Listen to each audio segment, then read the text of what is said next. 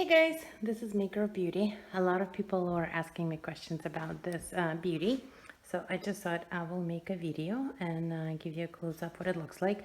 The ball was almost 8 inches, and the vase, which is handmade by the way, it's just a bunch of different glass components glued together with the 𝐒𝐿, and it's 20-inch height. I have to measure it. I don't remember if I wrote down if it's 20 or 24. But in any case, this is what it looks like. It's a combination of a silk paper, which is a red color, and the rest of it is a cardstock. And let's see, I still have to do my base. I'm trying to figure out what to do with it, but if you guys can like peek inside, you can see the foam is showing, and I need to figure out how to handle it. I did not glue this. You can see that I had used the pins to put it in, and that proved to be quite brilliant because I had to move things quite a bit. In any case, very happy. I still have a whole lot more to go. I can see it's all the flower land here. But in any case, here's the first one completed, semi. Thanks for watching. Hey girls, Maker of Beauty. I've been getting a lot of questions about how much paper I have used just to make this one bowl. I don't have the exact answer, but I'm actually going to have an exact answer sometime later on, maybe today, maybe tomorrow. But this is the ball that I am using. I thought it was the 7.8 inches, but it's not. It's actually the other way around. It's 8.7 inches. And I am cutting all of this. Oh, okay. My bowl's just dropped. Oh my god, that was funny. Bowls dropped. Okay, I'm cutting 50 pages of this white cardstock, and I will tell you exactly how many flowers I'll end up with. Now I have different shapes, but all of my flowers are about 4 inches, and then like I don't quite like count the small ones as much because I'm not gonna waste my paper. I always fill it in with the small ones, and they kind of go like, let me see, I want to show you like where I stick my small ones. Like they kind of more like on the bottom. I don't know if you guys can see it, but in any case, I'll have the exact answer sometime soon for you. Thanks. Hey guys, this is Maker of Beauty, and I'm just making a video to give you a little bit more of a technical information behind the centerpiece that I'm making, as well as the breakdown of the cost, and also give you an idea about the scope of the work. So the question that I've been getting a lot is how many flowers does it take to make this ball? And the answer is I don't exactly know, because I just started making it without actually thinking how much material I need. However, because I still have a couple more of them to do, I will have the exact answers for you sometime very soon.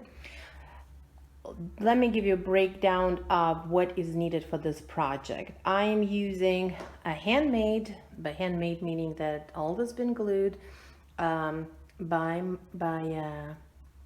using an 𝐒6000 glass. It's just several different pieces, like a bowl and a glass and a candle holder, and you put it together and boom, you got a vase, and it's about 20 inches. And this is simulate a trumpet vase that on a higher end it goes for like $45. If you're gonna get the one that is spray painted and so and something additional like color, it can get higher. Whereas if you buy the glass from the dollar store, then you're looking at, let's see, it's 1, 2, 3, 4, 5 components, $5. And then the 𝐒6000, it's typically like about $4 to $5 on sale. And you're looking at maybe, for the cost itself, like $7 a vase. You still have to count your time, of course, but if you're doing it for yourself, then consider your time to be no cost. The balls are size 8.7 inches, and they go from this size to roughly that size. the flower ends up fluffing it out quite a bit, and it adds on about up to 3 inches on one side, so that's a total 6 inches in a in a full diameter. The red flowers that you see are not being made by me, only because I need a specific color, and I was not able to find the cardstock in that color, and I was not going to spray paint the small paper flowers. I had cut today 50 pages of the white cardstock. Here's my flowers. I made the flowers, I mean, it's several different templates, right? But no matter which template I have used, I've set them up to be at least 4 inches, and I'm going to count primarily all of the big ones that I will make today, sometimes this evening, and you guys can see it right here's all my different templates, but you know, it's still the 4 inches. It doesn't quite look the 4 inches because I have them stacked, so it looks like bigger. Now what ends up happening is that it didn't happen with this petal, but it did happen with others, right? I end up having small ones because I never waste any of my paper, and I try to squeeze in as much as possible. Depends on how many small ones I have. I might count them as well, I might not, but you guys can see, you know, it's like that's all the petals that I have. And my feeling that it's probably taking about 25 pages of cardstock, maybe 30.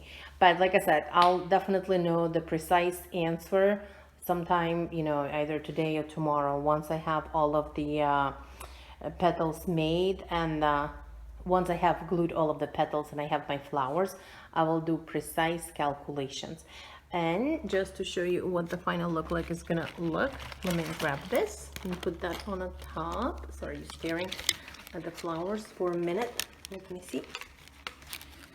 And that's what the end look I'm going for.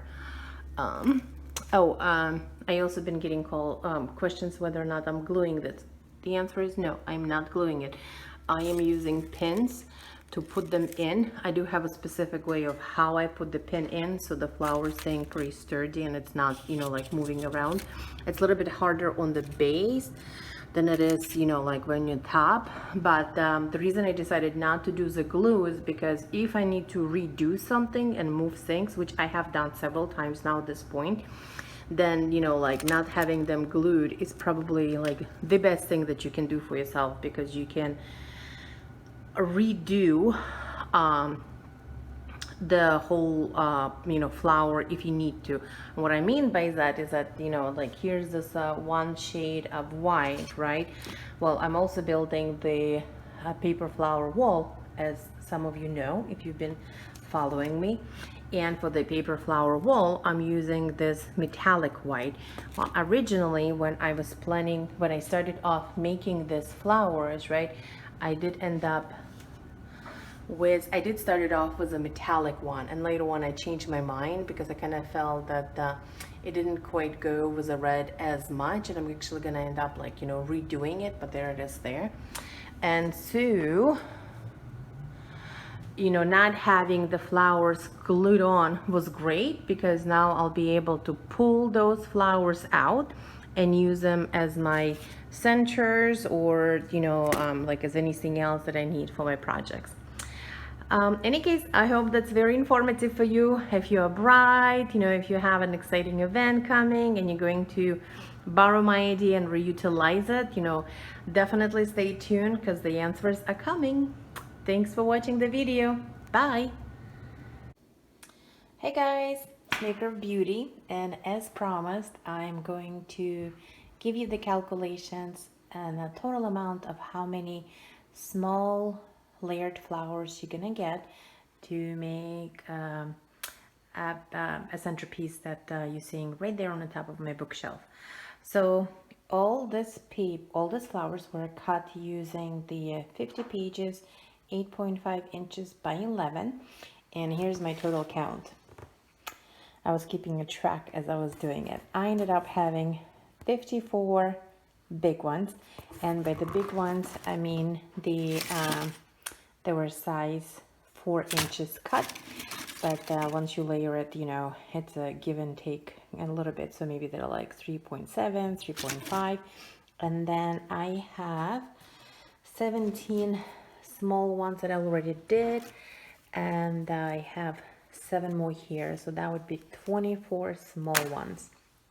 I did end up cutting much smaller ones. This one's like maybe about 1.5 inches,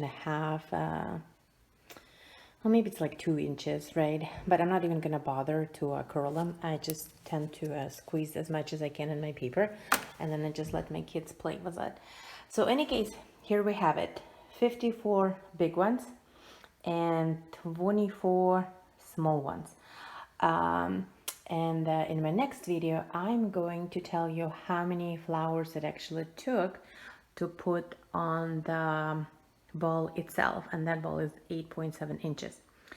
And in terms of how long it took me about 4 hours to cut all of this, because the small tiny details, and I wasn't planning to cut by hand. I never almost do.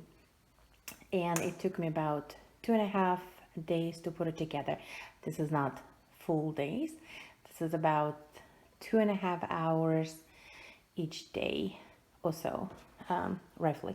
And then also found that some of the templates make much better, like fuller flowers, and they only require, you know, like maybe 3 or 4 layers. So now, knowing what I do know, when I'm gonna cut my next batch, right, some of the templates I'm not going to use. For example, like this template looks pretty, but it's not actually very easy one to work with, because you know, to make it look very fluffy and full, you need about 5 layers of it. Whereas, you know, something like this, some of them, you know, I only needed 3. So I would basically end up, you know, having a bigger bang for my buck.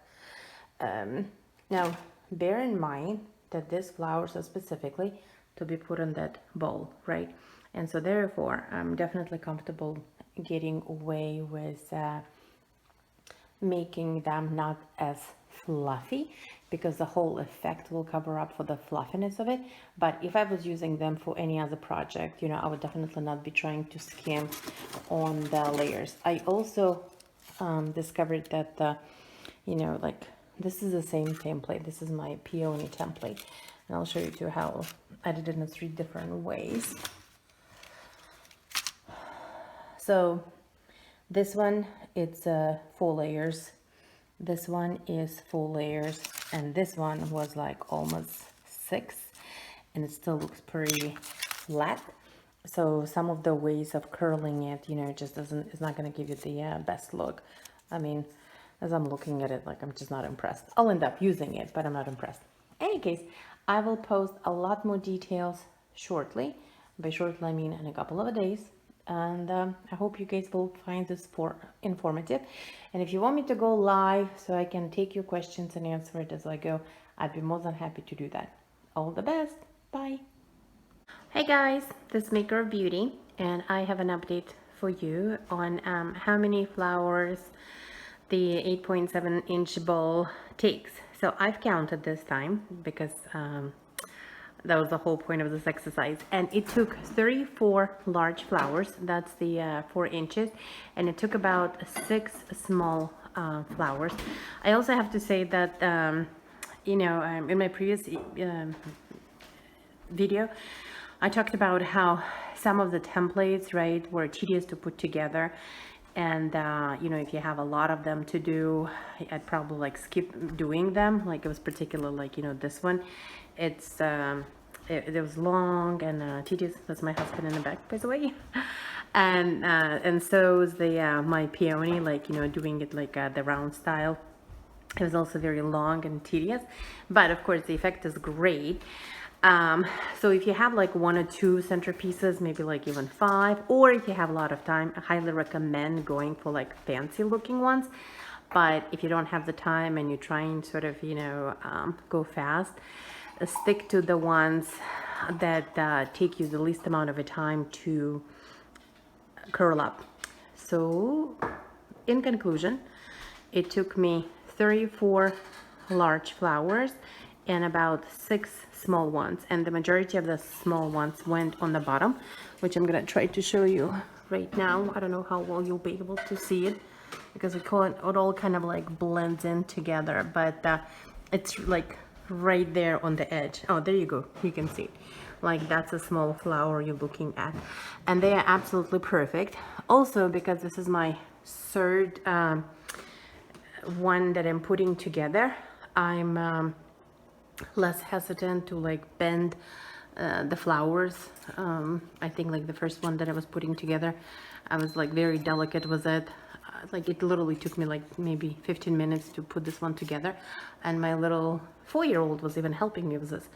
So any case, there you have it, guys. I will probably write up a nice summary, and I'll talk about the whole process from start to finish. And I'm sorry it was all kind of like disconnected, but I ended up like doing a lot of these videos on the fly as people were asking me questions. And if anybody's interested in getting more information, just don't hesitate to reach out. All the best. Toodles. Hey guys, this is Maker of Beauty. My husband is helping me to make a video, and I just want to show you how I put the bowl together. This one is a bit smaller because it's gonna go on kids' table. But any case, so what I'm using is the foam roses, and I got them from Amazon. That becomes like my centerpiece, and I'm gonna try to hopefully remember where I stuck it. So that's right here, right? And essentially my bowl is gonna be in this position. And then I just add the flowers, and I am using the pins.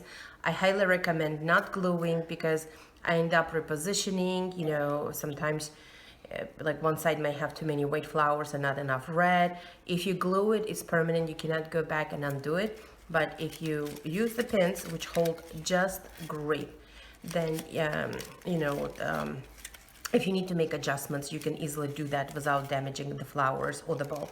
So position it, push it through, and it, I mean, like, it's very, very nicely in place. And then I just keep on going. I save my little ones all the way for the bottom. While I'm in here, I'm just gonna keep on using the big ones. It's okay if they're not the same size, because at the end, as you guys have seen from my numerous pictures, it all comes out looking just great. With some of the flowers that had like a lot of layers glued on, right, the center is a little bit tougher to go through, but just gently, you know, like keep on pressing it down, keep your pin straight so it doesn't bend over, and it will go through. Push it all the way in, and there you have it. And then I'm just gonna put in one more. I try not to waste my flowers, right? So to make sure that you're not underutilizing your paper. So for example, like this one is pretty big in here right now, and then it kind of like bends everything else out of the order for the following row. So you know, I'm not going to use that. I'm just going to put that aside, and I'm going to go and try to find something that is more or less the same size. So that just makes it so much easier for the, you know, for building the next row. So let me put this last one in a place again. And by the way, you don't have to come it in the middle, you know, I mean, you can like literally go it on the side if you want to. It just, I do it in the middle so I remember where the pin is at, and in, and put it in. And there you have it. The top is all done. And now I'm actually gonna grab that large one that I've had before and plop it right in here. And what I do sometimes is I'll lift the petals, and I'll push the last one under so that it covers up the white foam itself. And if I was to do this in some different color, right, like say if the white was not the primary, it was vice versa, where the primary was red and the accent color would be white, I would paint the ball in red to cover the base of it. So any case, so I just literally go in there with my finger, lift up all of the petals, push it in, then grab my pin, and there you have it. It's secure in place. Okay, well, I hope that's very helpful for anybody who is going to be building this bowl as a centerpiece for whatever occasion you might have. Thanks, bye. Hey guys, it's Maker of Beauty. Still trying to figure out what to do with the lights. Somebody made a suggestion that I put up a light on the top of the flowers themselves, and this is what you're looking at. I definitely like the lights. The problem is I don't really like the wires. So this is my first go at it. What I'm gonna do is, let me see if I can turn this slowly around. What I'm gonna do is I'm gonna try to see if I can basically tuck the wire behind the petals and see what that looks like. My only concern is that if I tuck it behind the petals, then the light is not gonna come out as strong, but the only way for me to know it is to try it. So this is the behind scene for you guys to see how the magic happens. A lot of decisions and a lot of trials. It's all about trial and error. Stay tuned for the second part.